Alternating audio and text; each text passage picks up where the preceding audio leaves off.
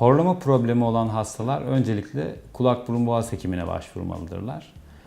Kulak burun boğaz hekimi öncelikle normal rutin muayenesini yapmalı. Ardından gerekirse endoskopik muayenesini, bir rigid endoskopla burun muayenesini yapmalı. Flexible endoskop dediğimiz daha kırılgan bir endoskoplarda genzine ve dil köküne bakmak gerekir. Ayrıca ağız muayenesi de çok önemli. Orofaringeal space dediğimiz bademcikler, dil kökü ve uvula dediğimiz küçük dilin muayenesi dikkatli bir şekilde yapılmalı. Çünkü bu alan çok önemli horlama açısından.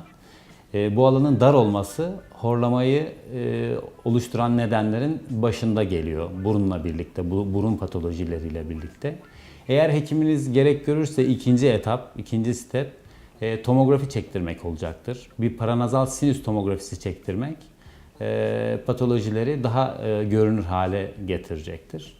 Ayrıca hastaya bazen uyku testi istiyoruz. Uyku apne testi istiyoruz. Eğer uyku sırasında soluk durmaları, uyanmaları oluyorsa uyku testi istiyoruz. Polisomnografi diyoruz buna. Bu testi de görerek hekiminizin değerlendirmesi gerekmektedir.